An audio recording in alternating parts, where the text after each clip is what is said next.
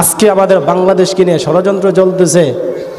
ভারতের দাদা বাবুরা বাংলাদেশ দখল করার জন্য পায়তারা করতেছে। সেদিনকে এক ভিডিওতে দেখেছিলাম, আমরা বাংলাদেশের উদ্দেশ্যে রওনা দিয়েছি, বাংলাদেশের উদ্দেশ্যে রওনা দিয়েছি, আমরা বাংলাদেশকে দখল করব। আমরা বলছি আসো দাদা বাবুরা, বাংলার জমিনে আসো, বাংলার জমিন শাহ সালেহের জমিন, বাংলার জমিন শাহ ফরানের জমিন, বাংলার জমিন শাহ মাখদুমের জমিন, বাংলার জমিনে এমন লক্ষ কোটি তাওহীদি জনতা আছে, তোমাদের দাদা বাবুদেরকে উৎখাত করার জন্য কিছু মুসলমানই যথেষ্ট। কথা বলো ঠিক কিনা? আল্লাহ আমার রব, এই রবি আমার সব। সবাই আল্লাহ আমার রব, এই রবি আমার সব। দমে দমে তনু মনে তারি অনুভব, দমে। বন্ধুরা, চ্যানেলটি সাবস্ক্রাইব করুন। আমাদের সমাজের মধ্যে যারা বিগত দিনে যে মন্ত্রী এমপিরা নাইট ক্লাবের ভিতরে ছিল, যারা বড় বড় কনসার্টের মধ্যে নাচ করেছিল, টাকলা মুরাদ, কথা বলুন ঠিক কিনা?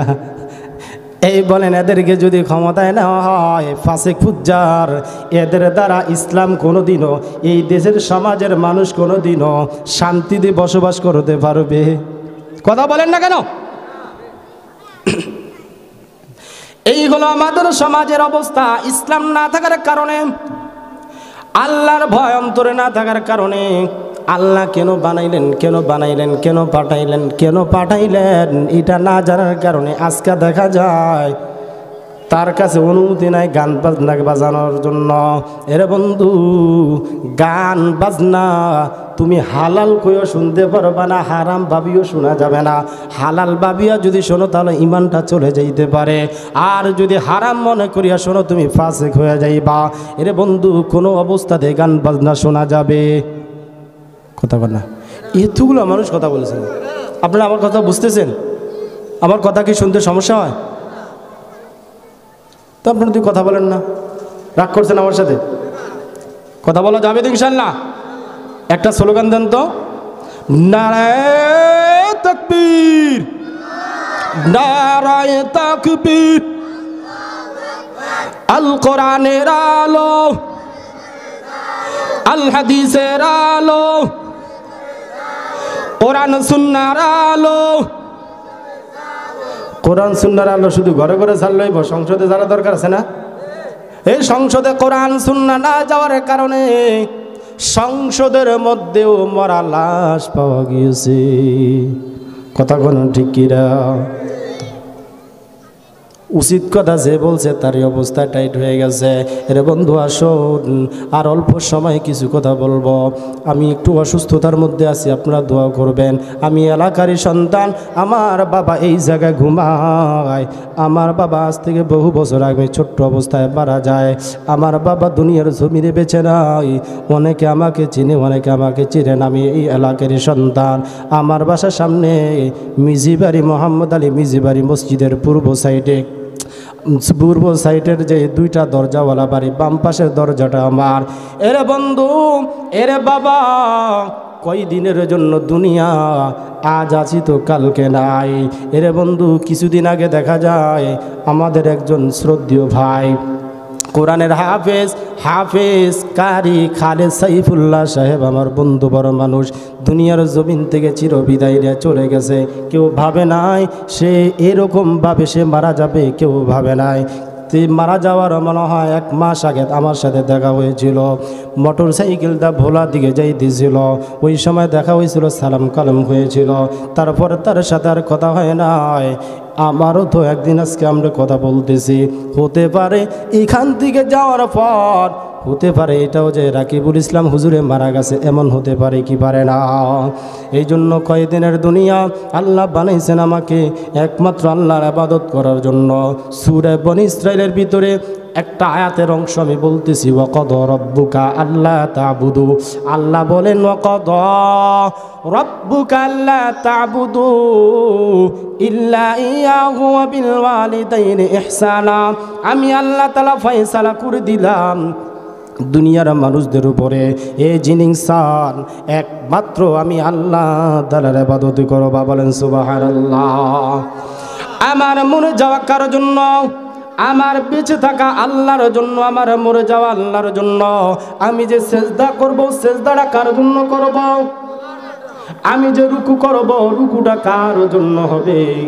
আমার আল্লাহ তাআলা সেই কথাটাও কোরআনে কারিমের ভিতরে বলেন, قل إن صلاتي ونسكي ومحياي ومماتي لله رب العالمين। অগণবী আপনি বলেন, আমার নামাজ, আমার রোজা, আমার বেঁচে থাকা, আমার মরে যাওয়া, আমার সিজদা, আমার রুকু, আমার যা কিছু আছে না কেন, সব কিছু লিল্লাহি রাব্বিল আলামিন। আল্লাহু আকবার। তাহলে আমার আপনার নামাজ, আমার আপনার বেঁচে থাকা, মরে যাওয়া সব কিছু কার জন্য হতে হবে? আল্লাহর জন্য হতে হবে। এ মানুষ, দুনিয়ার মানুষ, আজকে আমি আপনি দেখা যায় বিভিন্ন দিকে দৌড়াই, কোন দিকে সঠিক কোন দিকে ব্যাঠিক বুঝার কোনো দায় নাই। সামনে তো দেখা যায় বিভিন্ন দিকে খালি মাজার পূজারীরা আমাদেরকে ডাকে, আসো আমাদের দল হক, অমুকে বলে আমাদের দরবার হক, তমুকে বলে আমার দরবার হক। এরে বন্ধু, আল্লাহ তাআলা বলেন, আল্লাহকে অভিভাবক বানাও, আমার আল্লাহ তাআলা তোমাকে সঠিক পথ দেখা দিবেন। সুবহানাল্লাহ।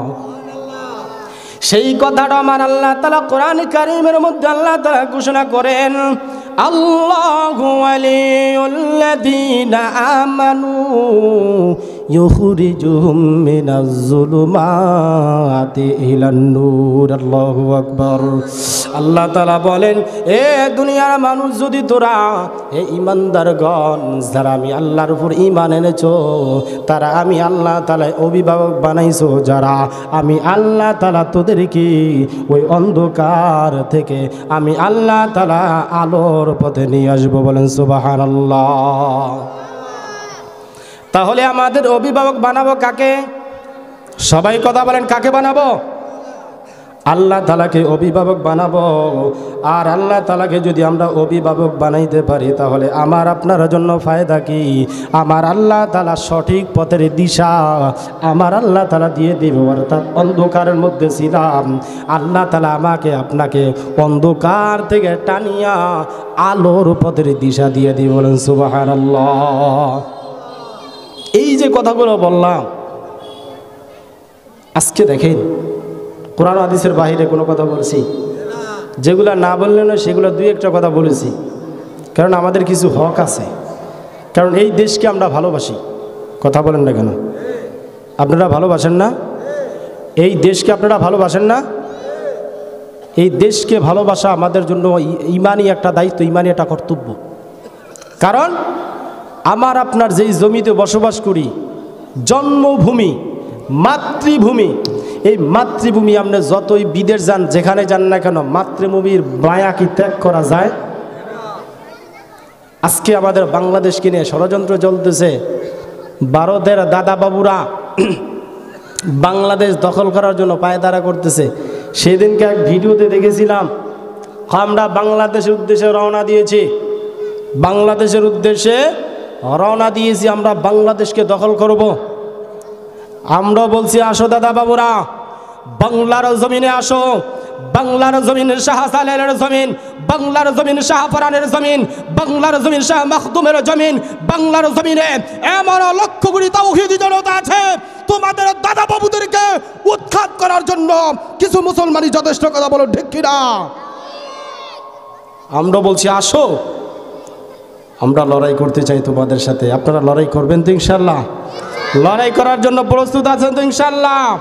যে কোনো সময় আমার মা বোনদেরকে দর্শন থেকে বাঁচানোর জন্য, আমার দুর্বল শিশুদেরকে বাঁচানোর জন্য আজ কাঁটাতারে তাদেরকে ঝুলিয়ে রাখা হয়েছিল। আজ বিভিন্ন জায়গায় যেইভাবে হামলা করা হচ্ছে, আমরা তাদেরকে মোকাবেলা করার জন্য দল মত নির্বিশেষে 1971 যেরকম রক্ত দিয়েছি, 1954 যেরকম রক্ত দিয়েছি, ভাষা আন্দোলনে যেরকম রক্ত দিয়েছি, আর 24-এ যেরকম রক্ত দিয়েছে আমার ছাত্র ভাইয়েরা, আমরা সেই রকম আবারও রক্ত দিয়ে এই বাংলার জমিনকে ওই যে ভারতের দালাল মুক্ত করার জন্য রাজি আছো ইনশাআল্লাহ? এখানে কোনো দলাদলি হবে? কোনো দলাদলি করা যাবে? যদি দলাদলি করা হয়, ওই ইসকন নামের বেঈমান, ওই ইসকনের যেই গ্রুপ আছে, আর দেখেন না মুসলমানদের, এমন আমার এক ভাই অ্যাডভোকেট সাইফুল ইসলাম, আমার ভাইকে তারা কুপিয়ে কুপিয়ে হত্যা করেছে। এ মুসলমান, আদৌ পর্যন্ত দেখা যায় অনেক ইসকন, সেই দিনকার ভিডিওতে দেখলাম তাদের মন্দিরের মধ্যে অস্ত্রের গুদাম ভরা, অস্ত্র শস্ত্রে ভরা। এ মুসলমান, আমার নবী মসজিদের মিম্বারের মধ্যে, মেহরাবের মধ্যে অস্ত্র রেখেছিলেন। আজকে মুসলমান ইমাম সাহেব হক কথা বলার কারণে অস্ত্র তো দূরের কথা, যদি অস্ত্র রাখা হয় তাহলে ইমাম সাহেবকে জঙ্গি বলিয়া তাকে গ্রেপ্তার করা হবে। কথা কন না কেন? অথচ আজকে দেখা যায় ইসকনের গোডাউন, ওই যে মন্দিরের মধ্যে অস্ত্র শস্ত্রের গোডাউন বানানো হয়েছে। আমরা অনতি বিলম্বে তাদেরকে বর্তমান অভ্যন্তরীণ সরকারকে বলবো, এ সরকার মহোদয়, এদেরকে চিহ্নিত করে যেই মন্দিরের মধ্যে যারা অস্ত্র শস্ত্র নিয়ে তারা এরকম করে সুসজ্জিত হয়েছে, এদেরকে অনতি বিলম্বে গ্রেপ্তার করতে হবে। কথা বলুন ঠিক কিনা? এদেরকে গ্রেপ্তার করতে হবে। গ্রেপ্তার করে এই বাংলার জমিনে যারা যত লীগ আছে, যত যা কিছু আছে, আমরা কারো বিরুদ্ধে নয়। যারা এই দেশ নিয়ে ষড়যন্ত্র করবে, চাই আমার ভাই হোক, চাই আমার বাবা হোক, চাই আমার যে কেউ হোক না করো, এই দেশ নিয়ে যারা ষড়যন্ত্র করবে, আমরা তাদের বিরুদ্ধেই মোকাবেলা করব। কথা বলুন ঠিক কিনা? সে আমার ভাই হোক না কেন, কিন্তু দেশ নিয়ে যদি কোনো চক্রান্ত করে, আমরা তার বিরুদ্ধে মোকাবেলা করবো ইনশাআল্লাহ। সুতরাং কোনো দলকে নয়, এক কথায় শুধু আমরা বাঙালি, আমাদের রক্তে মিশে আছে বাংলাদেশের 18 কোটি মানুষ। এখন পর্যন্ত দলমত নির্বিশেষে, সেদিনকে দেখলাম আলহামদুলিল্লাহ, এখনো পর্যন্ত বাংলার জমিনে এমন কিছু সিংহ পুরুষ আছে যাদের হুঙ্কারের কারণে, যাদের গর্জনের কারণে দাদা বাবুরা অলরেডি তারা মাথা নত করতে বাধ্য হয়েছে। কথা বলুন ঠিক কিনা? এই জন্য আমাদেরকে ঘুমায় থাকার সময় নেই, আমাদেরকে জেগে উঠতে হবে, আমাদেরকে আর সময় নেই। এই জন্য আমাকে আপনাকে ইমানে বলিয়ান হতে হবে। কালেমার পতাকা, কালেমার ঝান্ডা আমাদেরকে তুলে ধরতে হবে। চাই আমার জীবন যদি চলে যায় তাহলে আমরা জীবন দিব। আমার স্ত্রীকে যদি বিধবা করতে হয়, প্রয়োজনে বিধবা করব। আমার সন্তানকে যদি এতিম করতে হয়, প্রয়োজনে আমরা এতিম করব। তাও এই বাংলার জমিনের ইঞ্চি ইঞ্চি মাটি আমরা কখনো কাউকে কোনোদিনও দখল করতে দেব। আল্লাহ তাআলা আমাদের সবাইকে এই দেশ এবং মানবতার মুক্তির জন্য ইসলামকে এই দেশে আমাদের ক্ষমতার মসনদে নেওয়ার মতো তৌফিক দান করে সকলে বলে আমিন। আপনাদেরকে আরেকটা দাওয়াত দিয়ে যাই। আমাদের এই পশ্চিম ইলিশার ভিতরে গত ইউপি নির্বাচনে আমাদের ভোলা জেলার পশ্চিম ইলিশার একজন গৌরব, একজন আলেমে দ্বীন, অনেকেরই সুপরিচিত জনাব হযরত মাওলানা নূরে আলম ফয়জি সাহেব দামাত বরকাতুল আলিয়া, আমাদের এলাকার সন্তান, এই পশ্চিম ইলিশার গৌরব। এই এলাকায় যত আলেম আছে আমাদের মাথার তাজ। এই এলাকার, এই পশ্চিম ইলিশায় যত আলেম আছে তারা আমাদের মুরব্বী। সুতরাং আমরা এই পশ্চিম ইলিশাকে আমরা ইসলামিক মডেল হিসাবে আমরা চাই কি চাই না? কথা বলেন। যদি ইসলামিক মডেল হিসাবে চাই তাহলে ওই জায়গার মধ্যে কোনো ফাসেক পুজ্জার যদি যায় তাহলে ইসলামিক মডেল হবে না। কথা বলেন না কেন? ইসলামিক মডেল হবে। এই জন্য আমি আপনাদের কাছে দলমত নির্বিশেষে, কে কোন দল করে দলাদলি বাদ, আমরা এই পশ্চিম ইলিশার ভিতরে একজন আলেমকে আমরা নির্বাচনে, আগামী নির্বাচনে আমরা একজন আলেমকে আমরা ইউনিয়ন পরিষদে বসাবো ইনশাআল্লাহ। কি বলেন? বসাবো ইনশাআল্লাহ। সে যে কোনো দল করুক না কেন, আমরা দলের দিকে তাকাবো না। আমরা এটা বলতে পারবো, যে কোনো জায়গায় আমরা যা বলতে পারবো আমাদের ইউনিয়নের একজন চেয়ারম্যান সে একজন আলেম। কারণ আল্লাহ তাআলা আলেমদের ব্যাপারে সার্টিফিকেট দিয়েছেন, ইন্নামা ইয়াখশাল্লাহা মিন ইবাদিহিল উলামা। আল্লাহ তাআলা বলেন, আমি আল্লাহ তাআলাকে সবচেয়ে বেশি ভয় করে ওলামায়ে কেরাম। সুতরাং ওলামায়ে কেরাম যদি ওই জায়গার মধ্যে থাকে তাহলে গরিব দুঃখী মেহনতি মানুষের কখনো কোনোদিনও যেই যে কাঠ আসে, যা কিছু আসে না কেন, কোনো কিছু লুণ্ঠন হবে, চাঁদাবাজি হবে, লুটতরাজি হবে, আমার ভাই বোন, আমার কিছু যুবক ভাইরা তারা এরকম নেশার সাথে জড়িত হয়েছে। বিভিন্ন জায়গায় আনাচে কানাচে দেখা যায় তারা গাঁজা খায়, ইয়াবা খায়, ফেন্সিডিল খায় এবং মদখোর। আজকে আমি উপজেলা পরিষদে, সেখানে আমাদের বর্তমান যে রানিং চেয়ারম্যান দেওয়া হয়েছে, তারা অফিসে যাওয়া হয়, সেখানে তার সাথে কথা বলা হয়েছে। তিনি বলেছেন যেখানে মদখোর, ইয়াবাখোর, পেন্সিলখোর এবং যারা গাঁজাখোর যেখানে ধরতে পারবেন, ধরার পরে আমাকে ফোন দিবেন, তারপরে ইনশাল্লাহ এখান থেকে ফোর্স যাবে, তাদেরকে গ্রেপ্তার করে নেওয়া হবে। সুতরাং আপনারা সচেতন হন। আমাদের কি করতে হবে? আমাদের সচেতন থাকতে হবে। সচেতন থেকে এই পশ্চিম ইলিশাকে আমরা মডেল বানাবো। ভোলা জেলার ভিতরে যেন পশ্চিম ইলিশা একটা মডেল হিসাবে থাকে।